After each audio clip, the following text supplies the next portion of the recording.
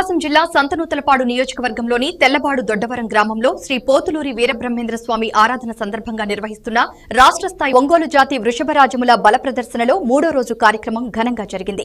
ఈ కార్యక్రమానికి ఇంటూరి నాగేశ్వరరావు ముఖ్య అతిథిగా హాజరై విజేతలకు బహుమతులు అందజేశారు. సంతనూతలపాడు ఎమ్మెల్యే విజయ్ కుమార్ ఆహ్వానంతో పాల్గొన్న ఆయన ఒంగోలు జాతి ఎడ్లకు అంతర్జాతీయ స్థాయిలో గుర్తింపు ఉందని పేర్కొన్నారు. రైతులు గతంలో ఎడ్లను కుటుంబ సభ్యుల్లా చూసుకునేవారని, ఈ జాతి విశిష్టతను రాబోయే తరాలకు తెలియజేయాల్సిన బాధ్యత అందరిపై ఉందని ఎమ్మెల్యే అన్నారు. కార్యక్రమంలో జిల్లా గ్రంథాలయ సంస్థ చైర్మన్ ముప్పవరపు సుచిత్ర వీరయ్య చౌదరి, జిల్లా ఓడా చైర్మన్ షేక్ రియాజ్, రైతులు, నాయకులు పాల్గొన్నారు.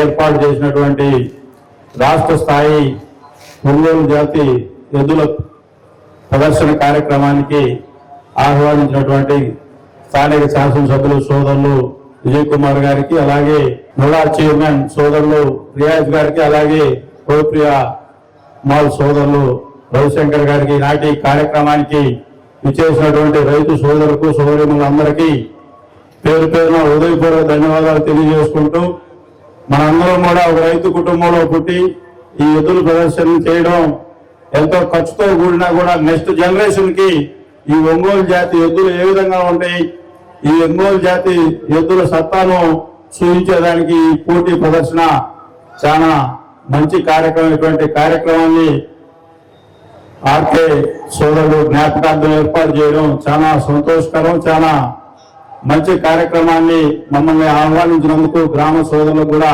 పేరు పేరున హృదయపూర్వక ధన్యవాదాలు తెలియజేసుకుంటా ఉన్నాం. మనందరం కూడా మన చిన్న పిల్లల కంటే కూడా జాగ్రత్తగా చూసుకునేది మన ఇంట్లో ఉండే ఎద్దుల్ని.